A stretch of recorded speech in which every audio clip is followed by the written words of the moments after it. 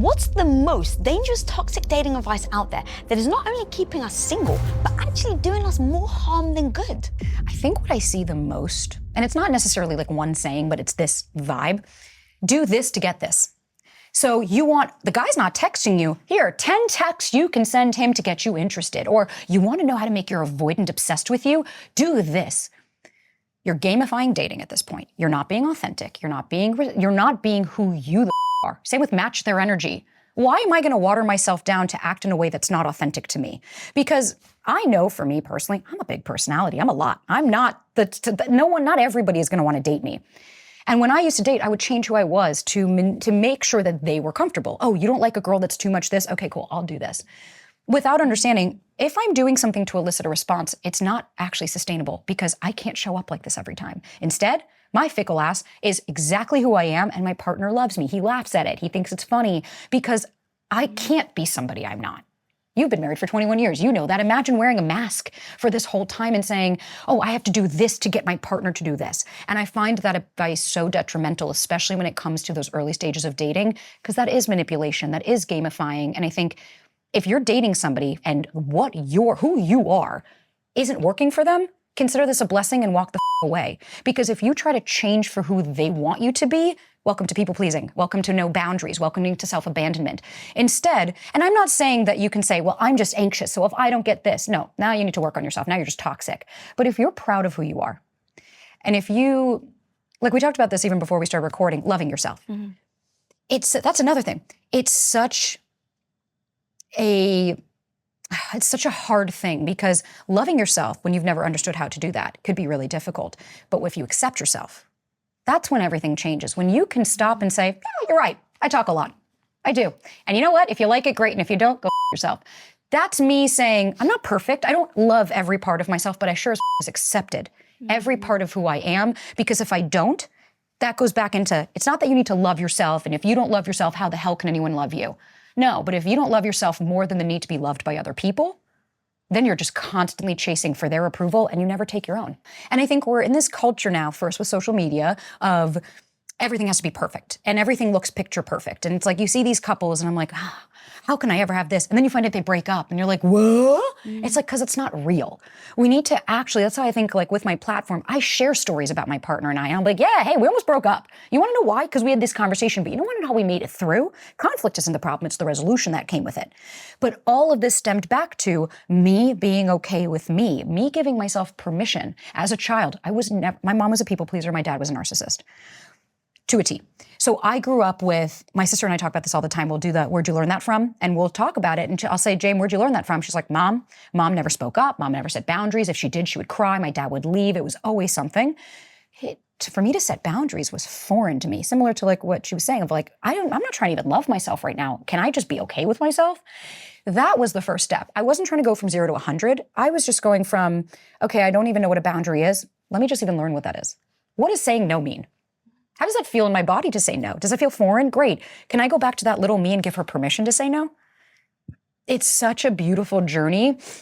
And it's constantly, you're just growing and evolving and changing as we start to date because, spoiler alert, to anyone thinks that I'll be fine when I get a boyfriend. No. Dating is the easy part. Good luck when you're in a relationship and this person's triggering you left, right, and center. When you don't have the tools to be able to handle it, you'll be back to single.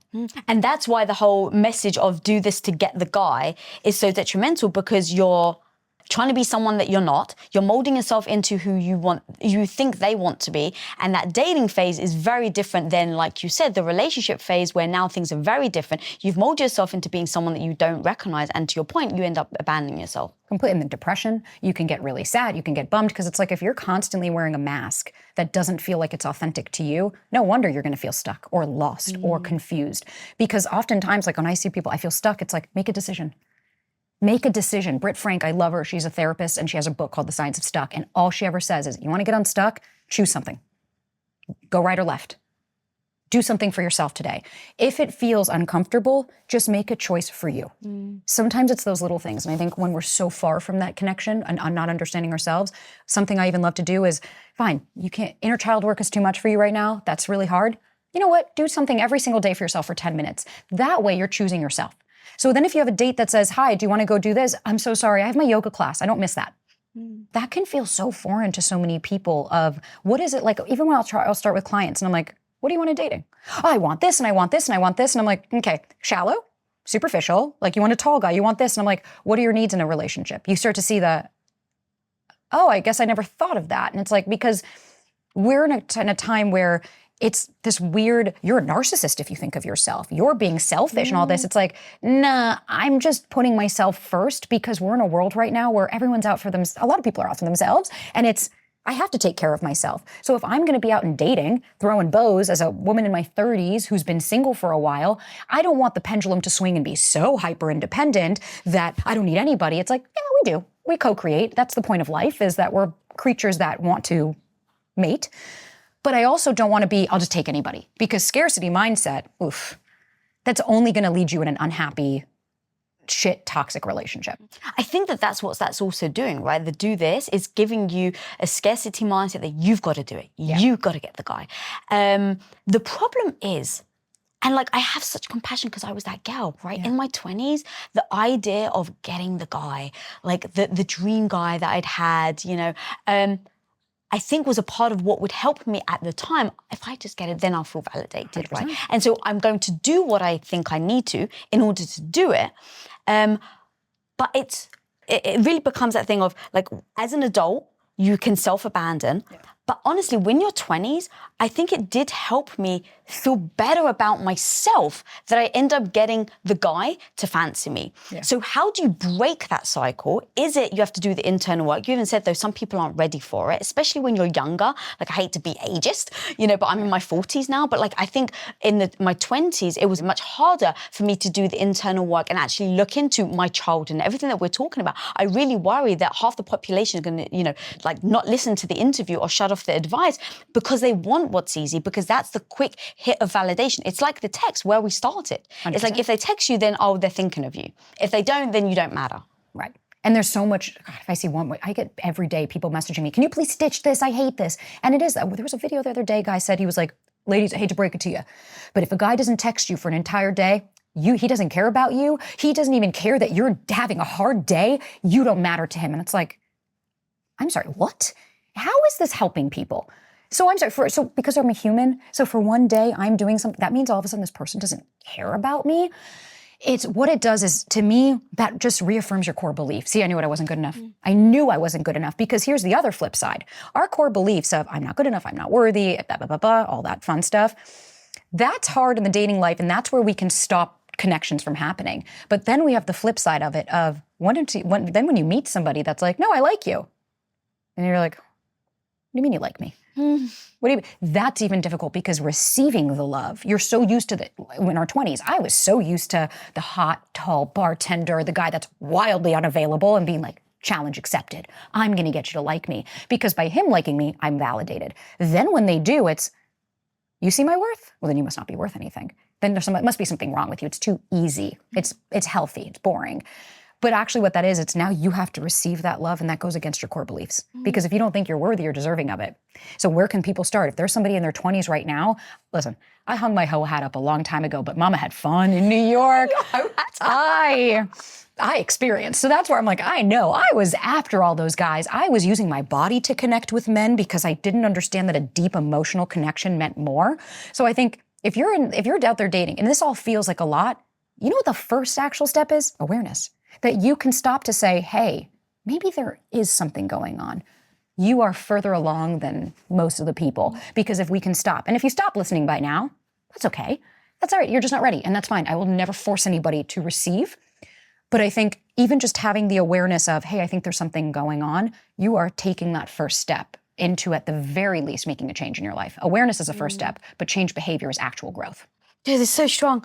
Okay, now let's actually go back to what other crap advice is out there, and then how do we think through, just like we broke down just that, like where that is actually more detrimental to the relationship that you're looking for. So I think I like to my partner calls them the bumper sticker quotes. Those I think are the most detrimental. That if he wanted to, he would. And when you know, that to me is just so detrimental of chalking it down to 140 characters or less. Because if he wanted to, he would is probably one of my least favorite dating advice tips. So On a top level, I understand if like he didn't text me. Well, he doesn't want to. Okay, fine. If you've gone on 1 or 2 dates and that person, sure. But I think once we start to understand and really get into a relationship with somebody, as we know it's so nuanced, it doesn't necessarily mean that it comes down to want. I might want to be a millionaire tomorrow, but that doesn't mean that I don't want it bad enough. That means I don't have the tools. Maybe I have limiting beliefs. Maybe I have core traumas. And so I think when we chalk up something like that, what it does is, one, it has no compassion or understanding to the other person. And so we're not understanding what someone else is going through. But then also what it does is it brings ourselves down, because then what's the back end of it? If he wanted to, he would. Well, he must not want me bad enough. I must not. Then we start to spiral in, well, what's wrong with me that he doesn't want to change? When I think you know as well as I do, for someone to make lasting and impactful changes in their lives isn't going to be because they met one person that they like a lot. That's not going to be enough to let go of 30 plus years of trauma that this person has experienced and commitment issues. So I feel like when we give that type of advice to people, I think it just chalks up such a nuanced situation down to one sentence, which is really difficult to do. But 2, it takes away the understanding of what it means to be in a relationship. And as you know, you've been with Tom for 21 years, which is incredible. It's not easy. It's not just that you wake up every day and you're roses. It's consistent communication. It's understanding the other person. It's being able to compromise and meet halfway and be able to express your needs in a safe space. And if we just chalk everything up to one quick sentence, we're not really understanding what actually goes into being in a relationship. Instead, what we're doing is we're telling people, it's okay, you can just walk away. Everything is just, it's okay. You're not getting your needs met, walk away. When I think we need to go a little deeper there. Okay, I love that. Let's actually go deep on this. Like, if he wants to, he would thing, because there's like these two like pulling things, right? Like I understand what you're saying, but what's interesting is you even differentiated between when you first start dating and when you're actually in the relationship. Could you actually mind going a little deeper and the difference between the two and why it is different? Totally. Now, on paper, the reason I kind of give it to the first couple of dates is because this person doesn't know you. They have no idea who you are. So for them to change, let's say you go out with a date and the guy doesn't call you. He might not want a relationship. It has nothing, he doesn't have the bandwidth for a relationship. So sure, he's not going to call you because that's not an interest of his. Versus once you get into a relationship, you start to deal with triggers. You start to understand what's going on with somebody. If I'm triggering you constantly and you're not able to, you don't have the tools or the bandwidth to go and heal those triggers, then it has nothing to do with, well, he doesn't want to have a conversation with me. He has no idea how the fuck to do that. Maybe this person only saw that conflict ends up, they get into trouble.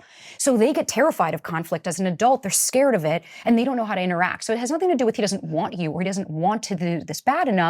This person might have no idea how to. Now, I'm not giving an excuse for bad behavior, but I think if we can understand where people are, we can also show compassion to ourselves. Because in the early stages of dating, those first couple of dates, it's a free-for-all. You don't know if you're ever going to see this person again. There's no commitments, there's no guarantees. So I give a little bit more leeway of like, all right, well, yeah, this guy's just not picking up what you're putting down. Versus once you get deeper into a relationship, chalking it up to want, I feel like it completely discredits everything that person's experiencing as well as who you are. That's actually really interesting, thinking like if it was you, how many things do you actually want? How busy are you? How many problems are you dealing with on a day-to-day? Emotional turmoil, hormones, all of that things combined. So just the want in and of itself isn't the thing that's going to be the be-all and end-all to show you whether I actually care or not. 100%. It's like the texting thing that so many people, I mean, you'd met Tom before texting was an average. Which I'm not trying to like say, it's just a matter of you had a relationship before this existed.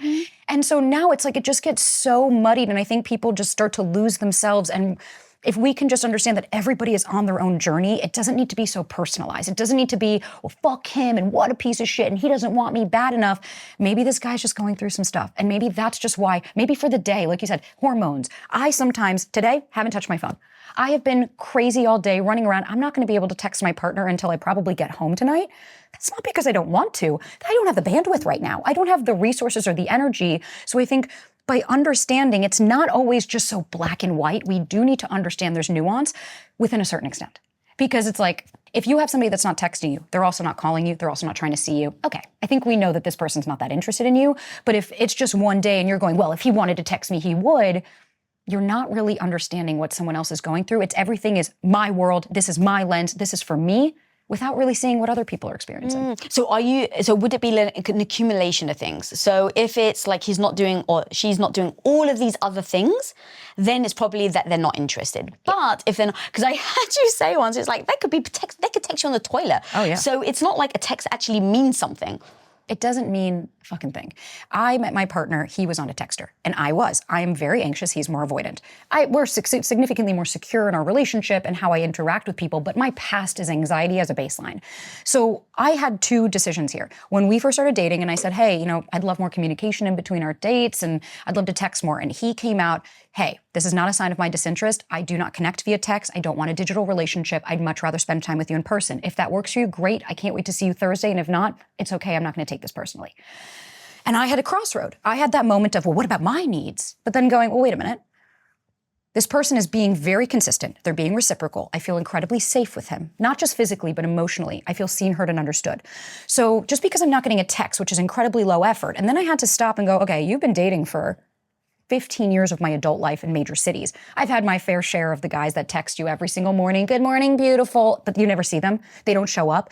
So using texting as the sole indicator of someone's intentions with you is incredibly detrimental because you're not taking into account the people that operate differently. That not everybody wants to text, not everybody resonates with text. Some people prefer a phone call twice a week instead of texting every day. And I think what ends up happening is we're chasing a feeling by wanting that text. It has nothing to do with the actual text because what is a guy texting you, hey, every day? It's not that the text matters. It's that, oh, look, he didn't forget about me. Oh, look, he likes me. Oh, look, he's thinking about me. I'm not going to be abandoned. We always revert back to I'm not going to be abandoned or I'm not going to be left. That's anxiety. That has nothing to do with this person, nor does it have to do with the texting. You can schedule texts? Oh, yeah. I'm like, how old am I? And I had no idea you could schedule a text. So that actually also goes into the fact that it's like, well, hang on, if you can schedule a text, it actually doesn't mean that, like, I don't want to say it's a manipulation tactic of the, oh, you think it is? It could be. It could be because the thing with the manipulation tactic is I don't think it always comes from malice. I think a lot of people are operating in trauma. So if you're operating in a sense of, I like my validation, I want my daily, so you're going to set that reminder, it's for you. This isn't because I really like this girl or this guy or this person. I really, really like them. So I'm going to reach out because I'm thinking about them. Instead, it's, well, I want to feel good. So that's why I think a lot of people, it's just like when, same like rushing into things, like you'll have people that'll meet and then all of a sudden they're texting every single day and they're hanging out every single day. And then 2 months later, they're completely shocked, or a month later when the person changes. Well, that's because they were chasing that feeling. They were never chasing you. They didn't know you well enough. So for them to become part of your day-to-day life, for them to be implemented in your day-to-day, you're now creating them into your life, which is just the same part of our brain that's activated from drugs is also activated by looking at a social media account of an ex and getting a text. It's that quick hit of, ooh, this makes me feel good. This makes me feel good. But instead, what I challenge people to do is, like when my partner said that, I almost broke up with him. Because I said, well, fuck it, you're not matching my needs. But instead I had to stop and say, first off, what's happening in my body? Can I connect with what's going on inside of me to understand, wait, I felt this before. This anxiety is not new to me. Shit, this reminds me of when I was a kid. And when I was a kid, my dad used to leave me all the time and he was in and out of the home. So that abandonment was really prevalent. So when I didn't get the text, that feeling would evoke. It wasn't that I was upset about the text. I was more scared of the feeling I was going to get because it triggered that wound than it was that they didn't text me. Because it's not like you even know him. Exactly. You have no idea who this person is. Yeah. How did you then assess if someone is at home listening right now and they get that trigger of like, they're not texting me or, they don't want to text me? The work you just said in like 2 minutes is so fucking profound. Yeah. So take us a little deeper. If someone at home is listening right now. So here's my step-by-step. Yeah, I've kind of perfected this. The one thing that I actually wasn't aware of about all this stuff is it's the nervous system. Our nervous system is designed beautifully. My friend Masha talks about this all the time, and I'm so grateful I learned from her. The nervous system and the brain are designed to keep you safe. They're not designed to help you grow. So what happens is the body keeps the score. It's a book that I love. Our body is conditioned, so from childhood, I'll work it backwards. As a child, 0 to 7 is egocentric age, which means that from 0 to 7, as a kid, you can't differentiate like an adult would. My parents are fighting because my dad's an asshole and said something rude to my mom and she's crying. Instead, we look, it's my fault. What did I do? Because you're not able to. This is where you get that sense of you can't differentiate. So our core beliefs are established when we're between 0 to 7, 0 to 10. That sense of I is established then. Then what happens is you're piling on years of trauma and traumatic experiences and different things that are happening. Then all of a sudden you're an adult and this guy doesn't text you. To somebody who's secure, who never had somebody that was constantly in and out or have that high anxiety, would go, no, they're busy. No big deal. I'll talk to them later. They're not scared of abandonment and in that moment. Versus when I didn't get the text, my entire body, I would break into a sweat. My eyes would dart. I couldn't look at somebody in the eye. My shoulders would tense up. And for a while, I didn't understand. What that meant was the text with the trigger. The trigger was a cue to my nervous system that I was in danger. Similarly, if you and I were right now having a conversation and a tiger walked up, it would be working beautifully to get us into fight or flight. But what's happening is it's misdirected because our body is so scared of when we were a kid getting yelled at or getting hurt or getting, people pleasing, whatever comes up. So when I was going through this for so long, I just thought, no, they're not satisfying my needs without understanding it's an endless pit of needs because I wasn't worried about them satisfying my needs. I was self-abandoning. And so when I was going through this, so like when my partner didn't text me, instead of why the fuck aren't you texting me or freaking out or crying in my bed or all things I used to do, I would stop and say, okay, I'm dysregulated. I need to regulate my nervous system, shake it out, go for a walk, kind of just do something for a few minutes. Then I sit my ass down and I go through 3 steps every single solitary time. What was my trigger? If I'm not aware of my triggers, then I don't understand what's going to cause me to get dysregulated. Then I set my clock for 3 minutes and I allow myself to feel just in my body what's going on because 80% of the healing happens in the body, only 20% happens in the mind. So when we try to intellectualize our way out, you don't feel better because you're not feeling. So I sit and I'm like, okay, where's this feeling? Oh, it's a brick in my chest. Is the brick big, small? Is it brown? Is it concrete? Is it moving or is it slow? When you focus on the feeling, even if it gets overwhelming, but then when you allow it 90 seconds to run its course, you then say, oh, that's it? That's the feeling I was so scared of? Then after, I stop and I say, okay, what was the narrative that played? So if the first thing was, I knew he didn't like me, great. Where are the facts to back that up? Where are my cold, hard facts to say, because he didn't text me, if I were in the law, I'd have to prove it to a judge. Okay, well, I can't. What are some contrary thoughts? Maybe this person's busy, maybe they're at work. Okay, well, we just spoke last night, everything was okay. Trying to give a reframe. Then I'll say, okay, this feeling in my body, when do I ever remember feeling that for the first time? Some people will say, fuck, when I was like 10 or 12 or whatever. That's that part of you that's coming out because they're reacting. And so now my job is to say, okay, when I was there as a kid, there was no adult to come and say, your father's yelling because these are his issues, but I love you, I respect you, and I'm here for you. I didn't have that. I was just left. That was it. Nobody was there. So now as the adult, I have to close my eyes and I envision that little me and I will go to her and say, I'm here for you. I love you. I choose you. And even if you don't get that text, that doesn't matter because I'm not leaving you. And that helped me move through it because instead of self-abandoning and saying, well, what do they want? Great, I'll do that. I thought and turned it in, well, what works? What's happening for me? What's coming up in my body? So I could differentiate, is this a real tiger? Is there an actual threat that I need to get? Hey, I don't like the way you said that. Or shit, I'm projecting all of my past onto you. What up, homie? I got something free and new to share with you right now. How often are you visited by that negative voice in your head telling you that you're not smart enough, that you're not good enough, experienced enough, not fill in the blank? One of the most powerful things you can learn to do in life is to turn that negative voice into your bestie. And I want to teach you how to do that and so much more in my 4 Steps to Becoming Confident workshop. And guys, the most amazing thing is you can actually register for completely free for this workshop. So click the link on your screen and I'll see you on the inside. I'll give you an example. My partner the other night, I said, do you want to go do this weekend? He just went, nope. And so, of course, I had this moment of, oh my God, he doesn't like me. I knew it. And I started to spiral in my head. And I literally stopped and I was like, Sabrina, all he said was no. It's okay. And then sure enough, I just sat with it for a few more minutes. I was like, I know this feeling. 10 minutes later, he comes back, babe, I'm so sorry. I didn't mean to say it like that. I just meant no because we have this, this, and this. And I was like, man, I'm so happy I put space. I don't know if you know John Kim, the therapist. He calls it putting a speed bump. And he always says, put a speed bump between your reaction and your response. So that way, instead of reacting like a 6-year-old, like I always would, well, fuck you then. That's the me that needs to be seen and heard. I stop, I give myself that validation. And if it's something I need to talk to him about, like when he told me to calm down, and I was like, in what world does that work for a woman? It's like the worst strategy ever. But we talked about it, and I said, hey, you know why that bothered me? I was like, because normally I'd say, fuck you, and I can't believe it. I said, because I felt dismissed. I was like, I don't feel like you actually validated my experience. You told me to calm down, which meant to me that you were saying that I was overreacting, and I didn't feel seen, heard, or understood in that moment. And he stopped and said, you're right. You're right. I actually did invalidate you. How can I support you better? Can I say a different word? I said, yeah, say regulate. Then I'll know I'm escalating and I need to de-escalate. It's worked beautifully. But by being able to understand what's happening for me so I don't make it his problem, It's changed everything for me, whether it's career, whether it's personal, whether it's professional, and especially intimate relationships. And I'm sure you know, Tom might say things to you that you're like, I'd like to break your fucking neck. But then you stop and say, but wait, this is reaction. Feels like the pinch doesn't match the ouch. That's why stopping and taking that second to assess what's happening is groundbreaking. The pinch doesn't match the ouch. My favorite saying. Dude, that's so good. I'm so love it. stealing that. Please do. It's my favorite saying. The pinch doesn't match the ouch. You're overreacting, and it's okay. It's okay for us to say. That's what I think is missing. That humble aspect of, hey, I did. You're right. I screamed at you. That was wildly inappropriate, and I apologize. Next time I want to do better. It could take you wonders if you start to take an assessment of yourself, and instead of thinking you're always right, no, maybe I was wrong. So what do you think about the advice of don't sleep with a guy on the first date? I fucked my boyfriend on the first date, and here we are a year later living together. I don't think there is no steadfast rules. Because here's the thing.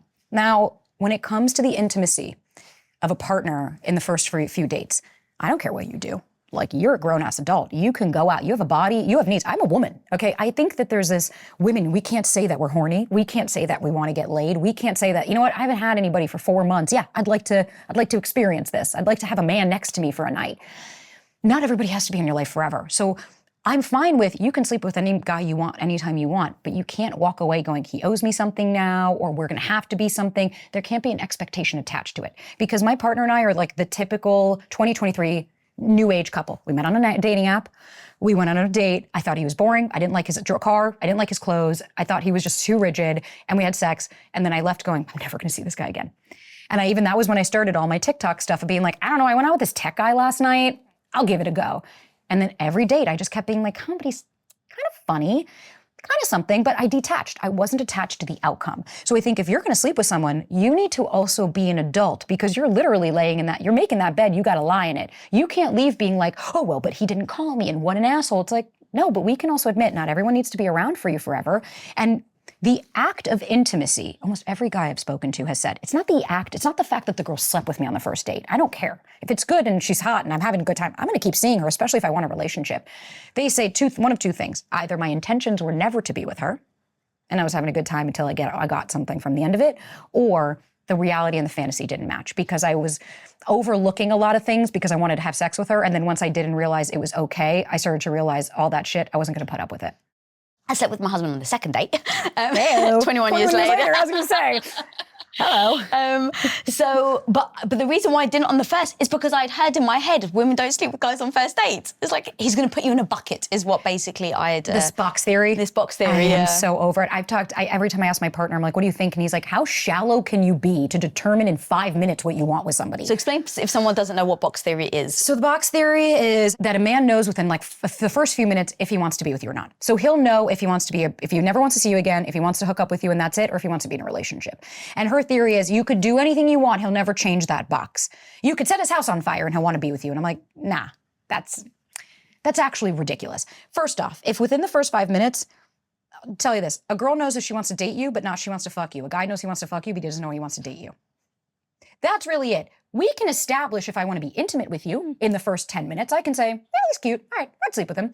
I have not a lick of an idea if I want a relationship. It took me, that's like if you know, you know. It took me 3 months to realize I actually cared about my partner and about 6 months or 5 months to say yes to being his girlfriend. I just was like, listen, I really want to get to know you. I was like, it's not that I don't like you. He's very rigid and it took him time to open up. So I think that type of advice, what it does is it leaves people going, yeah, but I didn't feel spark. I didn't feel the spark on the date. I didn't feel that connection that I want to. And it's like, what do you want? Rainbows and butterflies? You want like a whole, like a mariachi band to walk you out? And like, what is a real relationship? You know, it's not these peaks and valleys. It's nice. It's consistent. It's reciprocal. It's every day I wake up and I get to see my partner. And I'll actually give you an example. I had been dating two people. I dated my partner and another guy. My partner, very consistent, very boring. The other guy, oof. Talk about the highs and lows. You were dating them at the same time? Same time, because I didn't know, when I you left my weren't partner, committed. I'm not going to fucking see this guy again. So, kind of seeing what was out there before any kind of exclusive relationship. And the other guy, sure enough, after like 4 or 5 dates, did the I'm not ready and I'm super avoidant. I was like, here we go. And I was going to end it with my boyfriend now boyfriend at the same time. I said, you know what, let me give him another chance. He really likes me. Let me at least get to know him fair now that there's nobody else. And for months, I was in my head of like, God, but that was like the guy, that was the one I felt the spark with. And I kept beating myself up for having these thoughts, going, that's not fair to him. Until one day, after like 5 or 6 months of being with my partner, I said, I'm going to stop being upset with myself for being human and having a thought about someone else. I'm just going to allow it. And so every day, if I came into my mind of that other guy, I'd be like, okay, so I'm a human, right? I'm allowed to think that somebody else is attractive. That doesn't mean I'm acting on it. By allowing myself to do that and not holding myself being angry, I ended up moving through it. And then now, just last night, I saw the guy watched all my stories and unfollowed me when he saw I had a boyfriend. And your heart sinks a little when you see the name. And I looked up at my partner and I was like, I am so glad I didn't go for the spark, because what I always go for, that same guy, is this. The watch fire emojis to my stories, no commitment, back and forth, hot and cold. Instead, I have somebody so incredible that grounds me and is everything I need, not maybe what I wanted. And I put my phone down, and I had never felt more connected to my partner in that moment. Because if we're chasing this feeling, it's going to fleet. You don't get 21 years with your partner because you're only chasing a spark all the time. It's not sustainable. Mm-hmm. You even said boring is healthy. And I hear that. When I was younger, I kept following that spark, and I was in a relationship for almost 4 years, and it was turbulent. But every time we got back together, that fire, it was the up and down. And so the toxic cycle we were in, when we were down, we were really down. But the highs were so fiery that I dismissed all the other moments. And so I think so many of us think boring means bad. Yeah. I personally wouldn't use the word boring, but I'm using it for your sake. But like the non-high extremes is something that I completely agree now. I absolutely, like me and my husband, very consistent. We have still incredible sex. The highs are still incredible, but we don't have the heated highs. And I think that there's a difference there. So how does someone, let's go a little deeper on that of what if you didn't choose your current boyfriend and you went with that guy that was fiery? What signs are there that people can look out for of what ends up becoming the long-term detriment to, with the fiery person versus the long-term safety with the person that is more stable? One is attachment, one is connection, to me. That's like the simplest way. One is you're attaching to this person based on anxiety or fear, or there's that underbelly of, I don't want to lose them. That's why the highs were so high. Not necessarily, I've had that where, oh my God, when I see him, when he touches me, my whole entire body explodes. Then when we had shit and I realized, okay, no. Then I started to realize after when I saw them again months later, I was like, oh, this doesn't do anything to me. Because I was attaching to this person. I was attaching to the outcome of them. I was scared I was going to lose them. So when the highs were so high, it was because they were there. And then when the lows were so low, your nervous system was triggered and you're feeling, I'm going to be abandoned, that projection. Versus when you're with your partner, I always see health equals boring. I don't like the saying either, but I'm like, for argument's sake, This is it. Versus that consistency goes back to, even when we look at childhood dynamics, when we put someone on a pedestal and we have that you're reliving child-parent dynamic because your parents are here and you're always trying to seek their validation and try to get them to see who you are. Versus when somebody's equal to us, like I said earlier, you look and say, you must not have any value if you see my value. This is no. Because we think we know what we want, but we don't actually know what we need. And so people all the time, I'm ready for a relationship. And it's like, okay. Let me see who you date. Everybody's emotionally unavailable. All these guys. And it's like, I get it. There's a lot of emotionally unavailable people. But if you are constantly dating emotionally unavailable, then a part of you is also. Because if that person's emotionally unavailable, you're not having conversations of depth. You're not asking the deep questions. You're not talking about your feelings and emotions. So you, in part, are also unavailable. You have a great first question, actually, to see whether someone's emotionally available or not. My favorite question, I understand people get a little perturbed by it, and I'll explain. So my favorite question, as like a couple of them, is how did your last relationship end and what did it teach you about yourself? I'm not asking about your ex. I don't give a shit about your ex. I'm not trying to talk about them. How did it end? Because I want to know what went down and how did you process it? Are you ready to move forward? I'll never forget my narcissistic ex. All my exes are crazy. And I remember just being like, all of them? All 5 of them?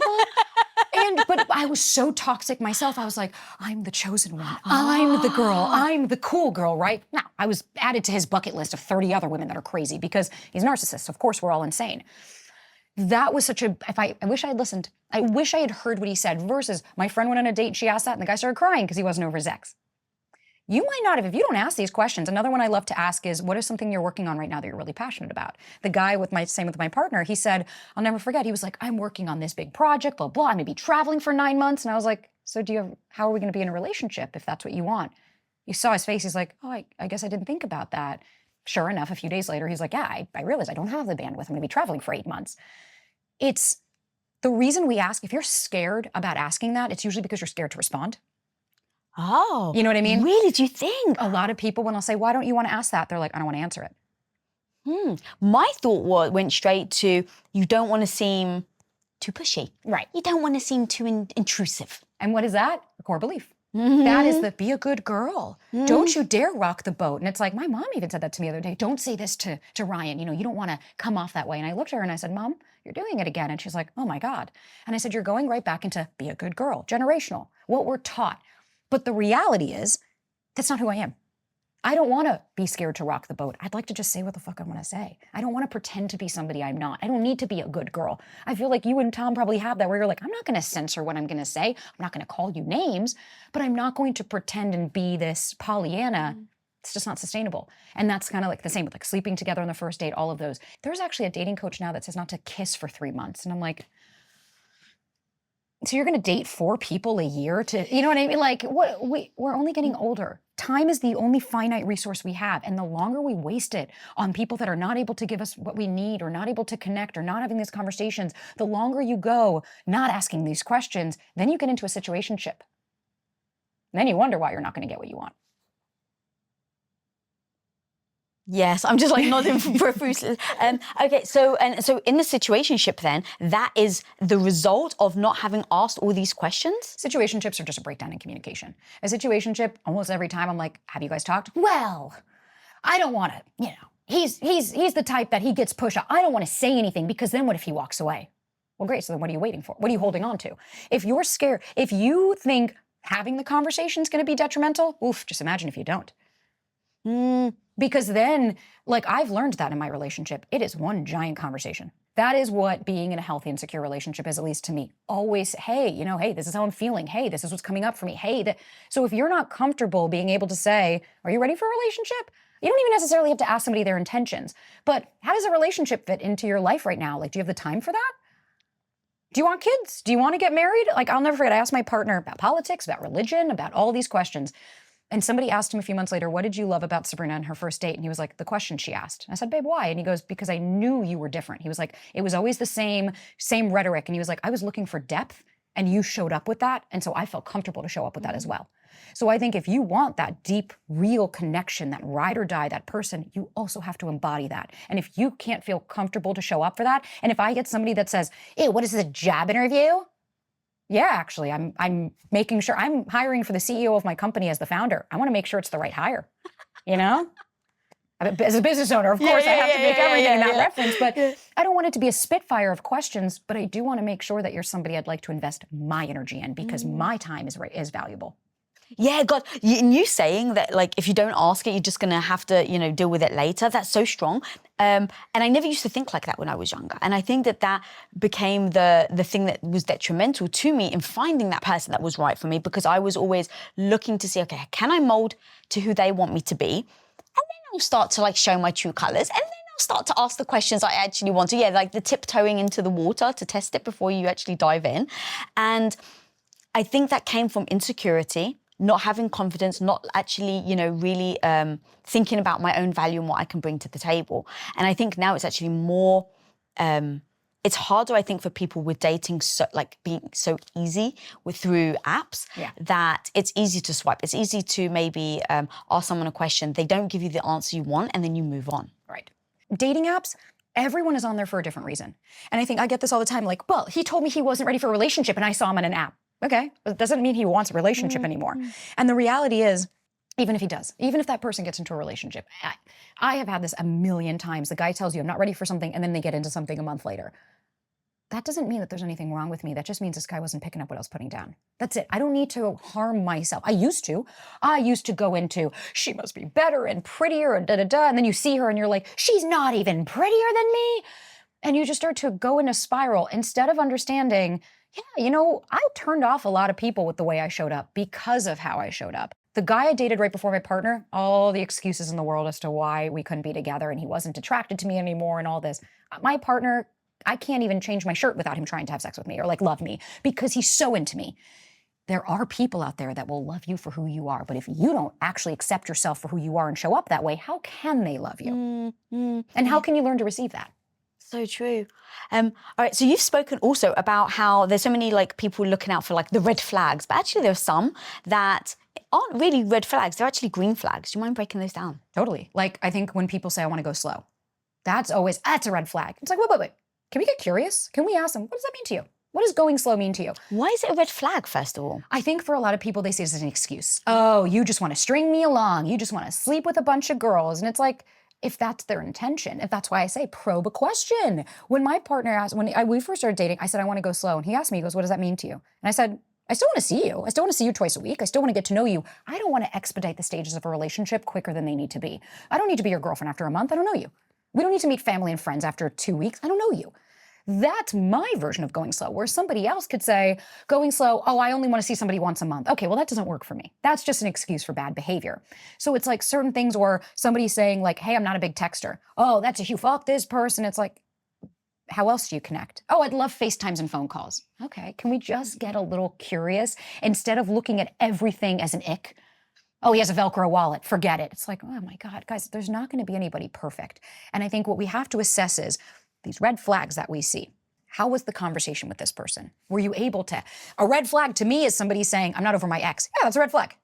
Yeah, that's an actual one because that person's not going to be able to move on with you. Or, somebody like shitting on just you or putting you down or nagging on you. Yeah, that's a red flag. They don't have respect for you. They're rude to the waiters. That I don't accept. I don't like people that are not nice to anybody. It's only people that they serve me. Those are legitimate red flags of, I don't like this person's personality versus I don't like that they're not doing things how I want them to be done. Is it coming from anxiety, the texting and the speed and things like that? Or is it actually a red flag of like, he didn't ask me any questions. He only talked about himself the whole time. Yeah, he's not taking me seriously. We got to be able to, and I think that's that black and white. We have to be able to see some gray. And then also, again, go back to how you feel in your body. Because if somebody says that they want to go slow and you feel this trigger, it might be because the last guy you dated said that. And then he strung you along and then he treated you like shit. So now you're projecting that onto everyone else instead of asking the guy. And the guy might say, oh, I'm not dating anybody else. It's not that I want to do that. I just, I don't want you to meet my family yet until it's something more serious. Okay, that's a green flag to me. That's where we need to be able to differentiate, because honestly, she's the red flag. Like when we start to go and say, am I actually being the person that should be watched here, or is it them? Oh, that's really strong. So let's go down that rabbit hole because look, no one's going to want to hear the red flags that they actually do. But if you think about the population and then we're like, and this is all the shit that people put out. These are all the red flags everyone does. How many of those are we doing ourselves, but we're pointing the finger at somebody else? And before people switch the video off, I just want people to know, like, I am so about ownership, like take full ownership over how I show up. And if I have red flags that I'm not aware of, I want to know so that I can freaking improve because I'm not meaning for those, red flags to be put up, if you will. So what red flags are we actually personally potentially putting out that we don't realize? I'm with you 100%. Self-awareness. If I can't look at myself to say what I'm doing, like, and I get it, a lot of people might feel like, oh, look, this, what are you talking about? It's me. No, it's not me. It's like, if you are the common denominator, yeah. It's not everybody else. We can't, I used to be that girl. That'd be like, you just don't understand what it's like to date. And it's like, no, you know why I was being the red flag? If I didn't get my immediacy of a text, I'd write somebody off. I would make assumptions. I would jump the gun. I was that girl because I just didn't understand my part in it. I played victim. Everything was happening to me, not for me. Without understanding, just because you start to heal and do all the work on yourself and shit and you start to address doesn't mean you're not going to meet these people. It just means that you'll be able to identify it quicker and go, oh, no, thank you. This doesn't work for me, and be okay to walk away because you're not looking and saying it's only this. So even a red flag of like scarcity mindset, that's not great to have, to look and go, potential. No, then you are the red flag because you are going after people that are blatantly showing you that they don't have it and you're just hoping one day and wishing and praying, keeping people pleasing. If I had somebody that just never spoke up, that's toxic. That's not something I even want to engage. I want somebody that has a sense of self and can at the very least say, no, I don't want to do that. So I think we just have to look at, it's not just how people are coming on to us. How are we coming off to people?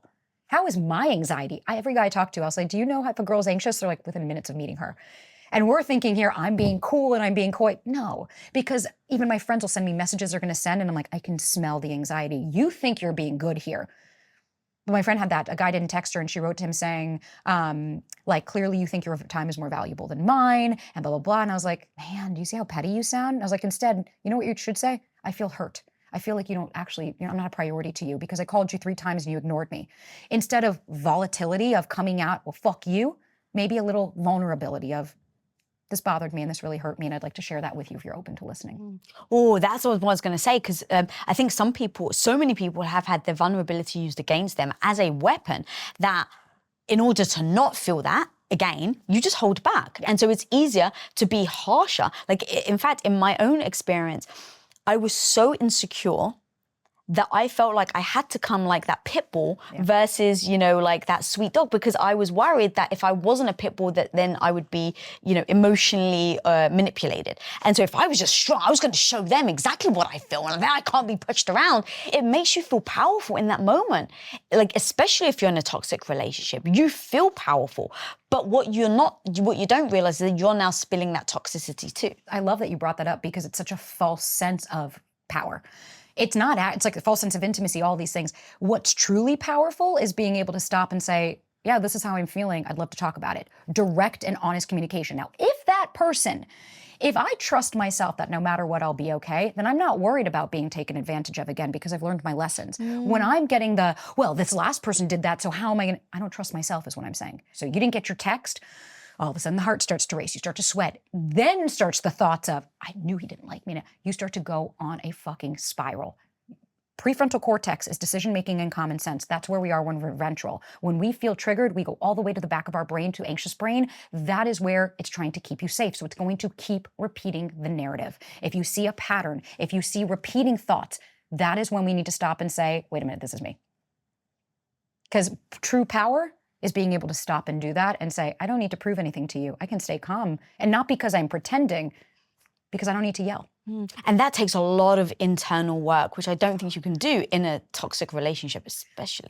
Definitely not, because you're not being, especially if you're in a toxic relationship, you're self-abandoning. You're leaving because at the end of the day, I learned pretty much the hard way. I always thought I wanted them. I always thought I needed their validation, them to love me. If you just do, that's that endless pit of needs versus that self-abandonment. She's scared that, my little me was scared I was going to leave her, not that he was going to. She was scared that I was going to abandon her, not that they were going to. Because if I continued with them, I was leaving her behind. And I was leaving her needs and wants and desires behind. And I was doing what everyone else has always done to me, which is walk away. Yeah, I've heard you say that you actually look at a younger photo of yourself. I love that. I do 3 things. I either write myself a letter, and sometimes I'll just be like, Sasa, what's going on? How you feeling? I'll look at a photo, and it's really hard sometimes to do the photo because you see that face. And I just sometimes I'm like, I fucking love you so much. Or I meditate with her. And like, I did ketamine treatments, which was really profound, hypnosis. You could do so many things. Everybody has different modalities. And I just didn't realize that little me needed me until I did a ketamine treatment, went back and saw her hiding in the attic. And I kept going. I said, what's wrong? What's wrong? And she turned and said, you fucking abandoned me like everyone else. And I was like, oh my, it just poof. And that started this whole journey of she needs me. She's scared. She's alone. She doesn't know what's going on because no one's taught her. So now that's my job. I didn't ask for the anxious attachment style, but I'll sure as fuck heal through it. I will perpetually be a work in progress. And I think if I'm not, I'm losing out. I want to be a forever student. I always want to learn and expand and grow. And I thought I was in relationships. Then I started my own business. Woo!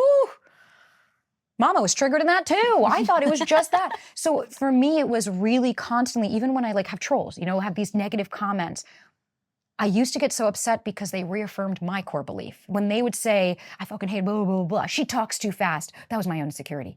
So I would get volatile with them and instead say, now I go, yeah, try to keep up. I don't need to change who I am for you. I've accepted that. I've worked through it. I look at her now and I say, all of those things that you were bullied for when you were a kid, that's why people love you now. And so I need to let you know this is a superpower, not a detriment to you. Yeah. God, I love that so much. That's so beautiful. I love that you say not everyone's ghosting you. Fucking ghosting. Oh my God. It's the bane of my existence. And that's what I mean by there's no textbook to say. Let's talk about ghosting. Ghosting, what it is by definition, is an abrupt ending in the middle of a relationship or conversation. So, if I've gone on one date with you and you just don't want to see me again, you don't owe me anything. And I think there's this big entitlement of this immediacy. Thanks, Amazon. Thanks, Instagram. Thanks, all of these things that I can get something delivered to my home in an hour and a half, and great, this is wonderful. Where's my partner then? And I think I'll hear it a multitude. This guy ghosted me for 4 hours. I'm like, that person just didn't respond, because what happens is when we use this rhetoric, it starts to hit our self-esteem. What's wrong with me? They're ghosting me. I'm being abandoned is what you're trying to say. Versus a true ghost. I experienced that when I was 19 years old. His name was Peter. If he's watching, which I doubt he is. It was my first love. It was like the first guy that I was like, so this is what it feels like to be like, and I remember I waited like 8 dates to sleep with him. I was doing it all right. And we had been dating for like 2 months. And we were having a party that night. And I saw him in the morning. Baby, I can't wait. Big kiss. On my way to the party. I'm excited. I text him. Hey, babe, I can't wait to see you. Never to be heard from again. That was it. And he saw me in the street. And he lived in my neighborhood in the city. And I was like, I just remember flicking him off. And I get a text. I was cowardice. I owe you an apology. Never got that apology. That is ghosting. Ghosting of like, we've been dating, we were hooking up, we were seeing each other, and then I never heard from them again. Not, this guy didn't text me back, or, oh, they ghosted me for 3 days. No, that person just didn't respond to you. Or, no, that person doesn't owe you anything. After a first or second date, not everybody handles rejection well. I've sent that text of, hey, I think you're lovely, I'm not interested in pursuing this. And I get volatility. Wow, you think who the fuck do you think you are? Wow, you thought you were hot. Guess what? I was doing you a favor. And I'm like, okay. Or the girls that freak out, but you don't even know me. You didn't give me a chance. But why? In the protest behavior. You're saying if you explain instead of ghosting someone. Yeah. And so that's why I understand why some people will say, I had one date with them. I don't owe them anything. It's okay. We don't need to take that personally. A first date, just to see if you want to have a second date. Just because you had a great time doesn't mean that they did. Or even if you both had a great time, doesn't mean that they see you as a life partner. They could have just had a good time with you. So I think when we constantly go, if I keep getting ghosted, it hits our self-esteem instead of, I keep having first dates that just don't pan out because they're just not the match for me. Look at that reframe can hit your self-esteem. And so I'll die on this hill of ghosting. And I know people will disagree. I'm not saying that everybody should. I'm saying I think it would be nice if you said it, but if they don't, we don't need to nail them to a cross. I think there's this weird, two sides of it where it's like, we always say, if you label it, it actually becomes clearer, because some people just like, what happened? Is it me? And so you start to spiral. But if you go, oh, he ghosted you. Oh, that's what they did. And some in that moment, I can just feel better about it. It's like, oh, I've labeled it now. Now I can just say it was them. They did this act. Right. So what's the detrimental side to it? Is it that there's this expectation after the first or second date and that you feel like you're almost like your heart is broken? Like, what's the downside of that? People start to attack, why did they ghost me? But I understand, what did I do wrong? They start to internalize it. Oh, was I not good enough? Did he meet somebody else? And it's like, okay, the only time ghosting is about you is if it's like a pattern. If you have 10 guys in a row after 2 months have all ghosted you, then my thing is, are you not able, can they not communicate with you? Do they not feel comfortable? Are you volatile? Are you freaking out on them? Versus if you consistently keep coming, like if you're saying, hey, he ghosted me, how is that about me? He can break up with me, that's fine. I'm an adult, I can handle it. Your preferred method of avoiding confrontation and avoiding being an adult and having a conversation with me doesn't say anything about me. It says everything about you and where you are, especially if it's like, I don't know, I'm not gonna get mad at you. It's okay if you don't wanna see me. That's why there's a differentiation. If you consistently get ghosted, okay, we need to assess what's happening and if maybe you're not able to be communicated with, versus if somebody does, that doesn't say anything about my self-esteem, because we bring it back to, I don't change people because of who I am. They change who they are because they have the bandwidth to see that they need to do that. So if I'm looking here saying he ghosted me, well, it's not because I'm not good enough. It's not because I'm not worthy. He chose that. I still have my value and worth. My value and worth doesn't come because he texts me or not. My value and worth comes because who I know I am. That's where it can become very detrimental. Your self-esteem starts to get tied into it. And then I'm terrified of being ghosted. And then you start to overcompensate.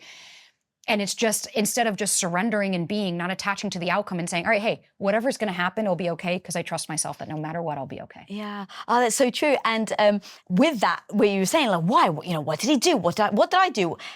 I've heard you say the why isn't relevant. The why doesn't matter. You're so focused on the why. Why are they doing this? Because our brain wants to complete the puzzle. But if I told you why he did this, if I said we met another girl, you're going to come up with 30 more questions versus why'd he do this? What's happening in your body? Well, I'm feeling anxious. Great, let's talk about it. We divert and bring it back to ourselves. I can't control other people, but I can control myself. That I do have full power of. Do you think that's a protective mechanism then, to look at them instead of looking internal? Yeah, a lot of the times. We have to think about, often our brain trying to, why are they doing this? Why are they doing this? Because more often than not, we probably have never really looked at ourselves. The average human isn't going, oh yeah, I feel what's happening in my body. No, the average person is trying to understand, I was her.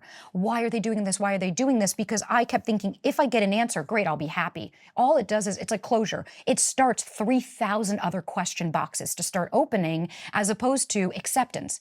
Why is he doing this? I don't know. I'm not him. But I will say, I don't like this behavior. It doesn't make me feel good. So cool. I'm going to honor that and walk away.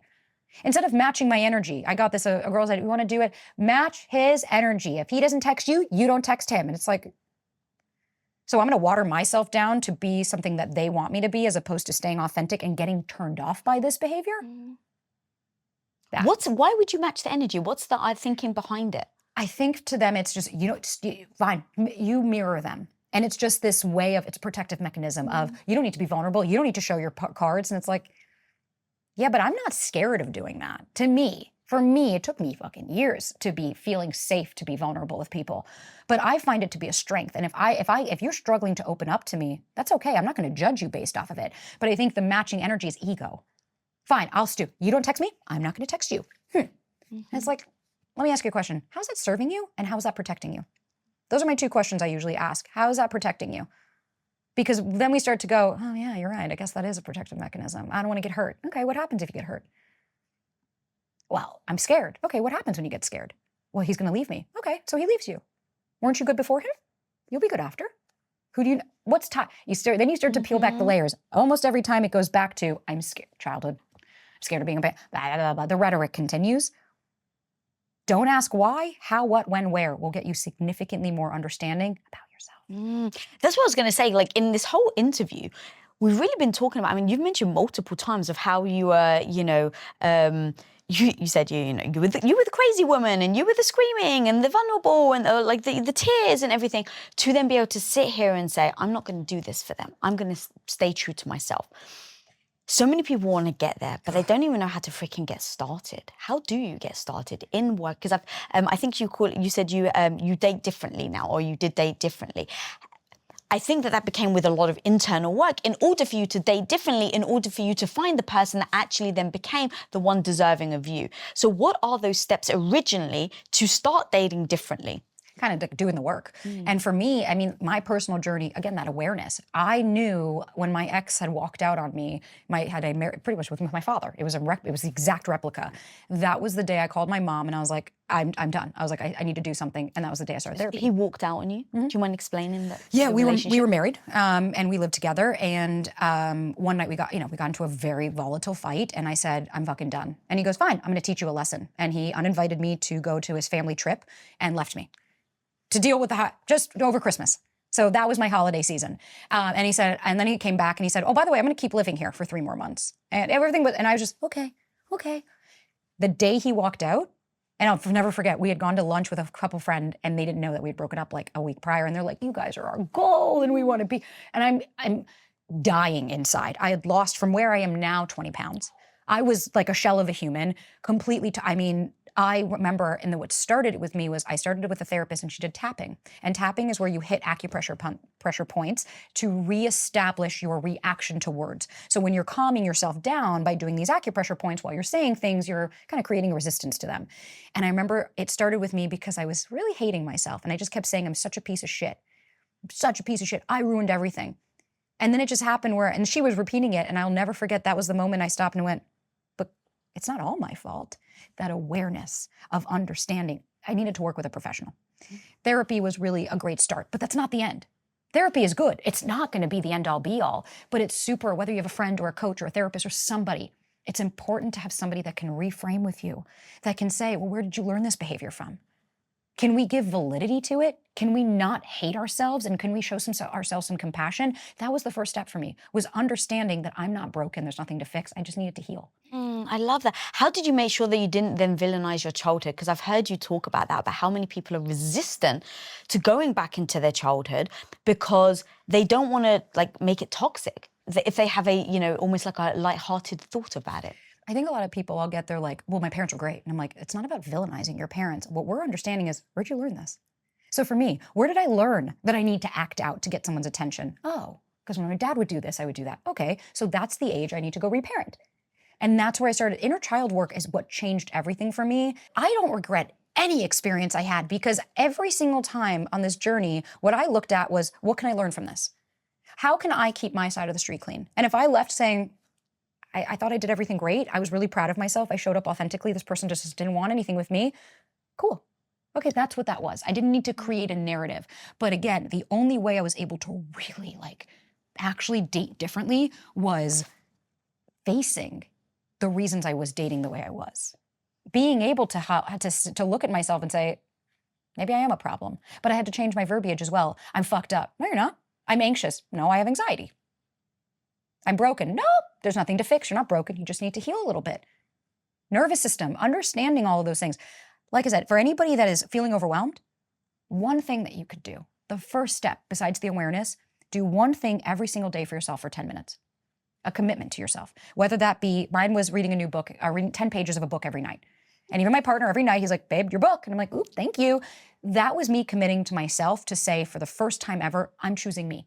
So whether that's journaling or meditating or going for a 10-minute walk or whatever it was, but it's about, we can't intellectualize our healing. We also have to feel. So it's really about facing those uncomfortable, it's like ice baths. I fucking hated ice baths. I still do. But I'm not scared of them anymore because when I faced my fear and I saw it, that monster in the closet was a little rock. Mm-hmm. Oh my God. This isn't a derail. This is not a derail, but let's talk about ice bath. Because I went to this big event and it was in front of, they were just epic athletes, And then here's me. And I got in, I was like, all right, Lisa, just do 10 seconds. Yeah. And when I was in, I was like, this is the moment, Lisa, because this is mental resiliency. Yeah. You need to build mental resiliency, not because it's a freaking ice bath. The ice bath isn't going to change my life. It doesn't help my business, doesn't help my relationship, but it does help the mental idea of how I then approach my relationship, my business, and everything else. And so doing things that aren't relationship even focused, that can help build your self-esteem, that can help build your confidence, that can help build your resilience, then ends up spilling over into other aspects of your life. So I was in that ice bath and I started taking deep breaths because I was just ready to bounce. And so I was in there in a minute and a half and I was like, you said a minute and a half, you're in 2 minutes. Exactly. And I just kept upping the ante until I couldn't feel my body at all. I'm not advising that. But the idea of taking the thing that you're trying to do and not succumbing to the idea of I'm weak, I'm not strong enough. It's like, okay, maybe you're not strong enough yet, but how do you build that back?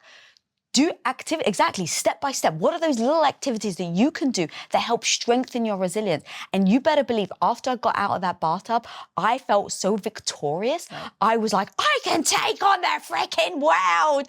And it became, it's all part of my tool belt that builds my confidence that then allows me to stand up for myself in other areas that maybe I feel like someone's stepping on my boundary or someone maybe emotionally trying to manipulate me. It's like going to the gym. I remember when I first started lifting, it's been a minute since I moved, but I remember I was dedicated every day. But when I first started all of this, I was a pack-a-day smoker. I was on 3 kinds of medication. I was like a 6-year-old that lives in a grocery store. I was about 40 pounds heavier and miserable with my life, 2016. I cut everything cold turkey. I went through the wildest withdrawals. My brain was fakakta. I was all kinds of shit. And but going through every single thing, then I started the gym. I remember doing an in-home workout, a HIIT thing. 5 minutes in, I was like, I couldn't continue. I couldn't touch my toes. And I was like, oh, I can't. And my heart rate, all this. But I committed myself every day. Go to the gym. I have to break a muscle. I have to rip a muscle to rebuild it stronger. And that's kind of to my point of, if you can sit with the feeling, if let's say you say, I'm scared, I'm panic attack, cool. What's the feeling that's coming up? Sit with it. Sit with it for 3 minutes. Same thing that happens in the ice bath. You're terrified. And at first, I remember the same thing. It was the coldest bath. I started crying. I felt all the emotions. And the girl was next to me and she's like, it's happening. Let it happen. Every second I wanted to get out. And I said, I'm committing to a minute. I did a minute and a half, same thing. I got out and I was like, go fuck yourself. I'm not doing this again. But it helped me build that, wait a minute, I was so scared of the feeling, but I'm stronger than that. So if I can sit through this, I'm anxious, I'm scared he's not going to text me. I want to sit with this. Because then what happens? I'm not that scared of this anymore, right? I'm not that scared of the feeling. I know the feeling. That's how we build that resistance. And we have to be scared of really uncomfortable situations. I never linked it than when you said earlier about how you set the timer and you sit with your uncomfortable emotions. Oh, Full circle, full circle. yeah. Because it takes 90 seconds for an emotion to run its course. The brain, every time a thought comes up, it starts the clock. That's why you can ruminate for hours. But if you actually stop and just say, okay, wait, where am I feeling this in my body? What's happening? And really just the body. Like I'll do it with clients. Every single time I'll see it, they'll be so worked up and I'm like, okay, close your eyes. Let's talk about this. And then they do. And by the end of it, they're like, oh, I feel a lot better. It's like, because you actually, one client started crying and she said, I never understood what anger felt like because growing up, I wasn't allowed to feel angry. And she's like, this is the first time I allowed myself to feel this. Wow, I feel free. And it's like, I get it. It's scary, but it's not, you're not scared that he's going to leave. We don't know who he is. You're scared of the feeling you're going to have because it reminds you of the most painful fucking experience. So face it. And then you'll see how much stronger you could be. And that also allows you to stop almost like pointing the finger at like, well, if they didn't say that, I used to do that to my husband all the time. It's like, well, if you just don't say this, I'll be fine. Don't trigger me. Yeah. And eventually I was like, oh, so it's, basically it's like, well, hang on. Yes, there might be certain things that I say that trigger you, but how do you avoid getting triggered? Because babe, I love you. So if I know you get triggered, sure, I'm going to be here to help you. But all the other people you meet in your entire life don't know what your triggers are. Yeah. So how are you going to interact with other people if they step on your triggers or if they say, you can't just keep blaming somebody else. And that was really eye-opening for me. Because triggers are such a beautiful understanding of where you need to hold your flashlight. I love triggers. I mean, I don't. I hate them. But you know what I mean? I love, like when my partner said, calm down, and that triggered me, but what it did do, wow, it made us closer because I was able to take ownership of my trigger. It wasn't, well, fuck you. You said this and you said this.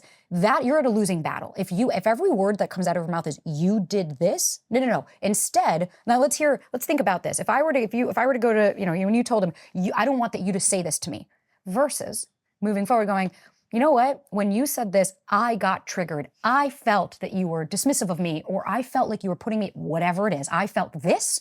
Moving forward, what would help me is this. You're letting somebody know where you're at.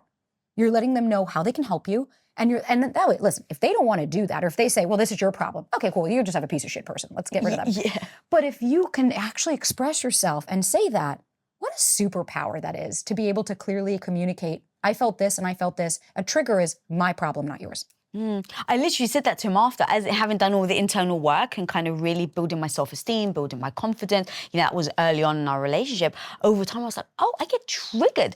Okay, trigger's my responsibility to heal. But for now, babe, until I'm healed from this trigger, please do not say these words. And so I just gave him the exact thing because no one can ever guess how they're going to trigger you. Because a word that I say to you may mean something very different to me. 100%. So I said, babe, while you use this word, please don't use it around me for now. And until I'm over. And that helps you actually bond versus kind of like butting heads. Then you start issues that aren't issues. Because then it's like conflict. You get so far away from what the actual issue is. It's when my buddy said, calm down. To some other people, they might not get affected. I want to know one person that doesn't get affected when you're mad and they tell you to calm down. Not one human on the face of this damn planet. It's like my dad sometimes, he'll be like, Sabrina, just be happy. And I'm like, is that it? Oh, that's it. You know what, Yuri? Thank you. That's it. Just be happy. It's like, I'll let my neurotransmitters know that. Thank you so much. We're good here. What up, homie? I got something free and new to share with you right now. How often are you visited by that negative voice in your head telling you that you're not smart enough, that you're not good enough, experienced enough, not fill in the blank? One of the most powerful things you can learn to do in life is to turn that negative voice into your bestie. And I want to teach you how to do that and so much more in my 4 steps to becoming confident workshop. And guys, the most amazing thing is you can actually register for completely free for this workshop. So click the link on your screen and I'll see you on the inside. But it is really true. It's like, it's your partner, like Tom, he could have said, listen, babe, I'll do my best. And that's what he said. I'll try my best. But what you're saying is, I'm going to take ownership of my part. 1,000%. Thank you for taking ownership of yours. Thanks for meeting me halfway. And then that way, when you get triggered, now you can regulate your nervous system. Instead of going dysregulated and then seeing everything through that lens, which is wildly inaccurate, then you regulate your nervous system and you can say, okay, I can see my part in this and I can see yours. By doing that, again, we see, is there a real tiger or is this a projected tiger? Because like you said, Tom didn't say anything that was like, he didn't believe. If somebody says like, you stupid bitch, go fuck yourself. Okay. Yeah, I'm going to be upset. Don't ever speak to me like that again. Oh, so that's interesting. I mean, yes, agreed. But where is that then? How do you assess what's a trigger versus real disrespect? that is the narrative that comes around. Because the trigger, when I'm triggered, when he said calm down, my body reacted and my mind started to go, he doesn't love you. See, look, he's dismissive of you. That narrative versus when my partner says something and I just look at him and it's very calming. I don't appreciate that. That was really disrespectful. It's what's happened. That's but being able to tap in and be like, wait, what's happening for me? Sometimes I could do that within seconds now. For the average person that's doing this, it might take you 5 minutes. You might have to say, I always tell my clients or anybody, you don't in that moment need to say, I'm feeling dysregulated. Just be like, I need to go to the bathroom. Ugh, I have the bladder of a 5-year-old. And just that way you can go in. Then when you come out, then you can say, hey, I processed this for a second. And I'd love to share with you what came up. I would ask for consent. Can I share something with you? Because this person might be cooking in the kitchen and you come out guns blazing and they're like, well, I wasn't ready for this. But instead by being like, hey, can I share something with you? It's the same of like, oh God, in dating, the what are we? The what are we conversation. And it's always been revolved around, how do I ask what are we? When do I ask what are we? And I'm like, I'm sorry, why are you asking what they want you to be? Instead, you come out with power. Hey, I've been thinking about things. We've been dating for 2 months. I think you're awesome. I'd love to stop seeing other people and only focus on you. Wow, that's really fucking hot. Versus, so we've been dating for 2 months. Like, where do you see this going? And then he's like, I don't know. We're just hanging out. Oh, cool. Okay, cool. You didn't do anything there. So like come out, take the time to process what's happening. What is it that I want? What's going on for me? What's in my body? Then you can come out from a place of I and power. That's fucking confidence. Not the, masking it. I think the result is you're worried about them perceiving you as needy. Oh yeah, but that's a core belief. Because I learned that from my dad. Because anytime growing up for me, if you cried in front of him, he'd hit you. Or he'd walk out. He didn't know. I love my dad. I have a relationship with him now. Doesn't mean he was a good father. Same with my mom. I love her. She didn't know how to be a parent. Neither one of them did. They were going based off their generational trauma and what they were taught. Okay, I can have compassion for that, but I don't need to excuse it. And that was where I taught I'm too needy. It was because anytime I asked my dad for a bid for connection or anything, instant shutdown. So now I had to say, well, but it's not that I'm being too needy. It's that I have needs. And so for me, just reframing and understanding having needs is okay. Having boundaries is okay. I was never taught that. So it's like anytime I hear I'm going to be too blank, core belief, off the bat, core belief, because you're too needy. Your partner, Tom, might look at you and go, it's not too needy. That's nothing. You're just asking me to close the door. Okay. Our perception of things is what muddies the water. So that's why I say communicate and let them tell you, hey, whoa, that's a lot for me. And then get curious. Oh, okay. Well, what's a lot about it? Doesn't mean I need to water myself down. So if I'm saying to you, I want a relationship and you're telling me, then it's not, oh, I'm too needy. Oh, okay, well, you just don't want the same thing as me. Okay. But I'm not going to attack myself. There's no reason. There's no reason for any of us to attack ourselves in dating. It's just never. Think about, I had to reframe. Now when I started doing inner child work, I always imagine she's next to me. So anytime I'm going to talk to myself, God, I can't fucking believe you did this. I'm saying that to her. What would a 4-year-old, 5-year-old do if you just kept screaming at it and blaming it and shaming it and shooting it? The kid's gonna fucking clam up and be like, that's it, I'm useless. What else am I gonna do? Versus, hey, I know you did the best you could with the information that you knew, but moving forward, that's just not gonna work for us. So let's talk about this, shall we? Meet yourself with compassion or meet yourself with blame. How do you wanna handle this? Ooh. We get to choose, right? Yeah. I often talk to the little Lisa now, and sometimes I'll even do things for business that make no bloody business sense. And I'll just turn to my husband and I'm like, babe, I know this doesn't make any business sense, but I owe it to the 14-year-old Lisa. And he's like, go for it. Love it.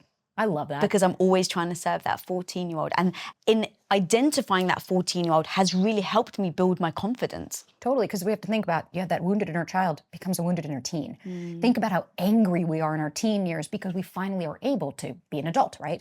Quasi. You have more freedoms, you're not a kid anymore, you have friends, you have different dynamics. So of course, like I look at my sister and she was an angry teen. And we had a big fight the other day and she said, no, this has nothing to do with childhood. I swear this is just us now. And I finally looked and I said, okay. And I gave her a minute and I said, Jane, do you ever remember feeling this before? And she's like, and she just stopped and she's like, I feel like I'm 15 again. And I was like, there she is. She's pissed off. And that's okay. Give her the opportunity. Tell her, I want to hear what you have to say. I do the same thing. I made my business colors pink. I love pink. When I get sad, I'll go to the Barbie aisle. I fucking love Barbie. Like you said, it's like, might not make sense to the average person, but how do I reconnect with myself? That's what matters. Dude, I love this so much.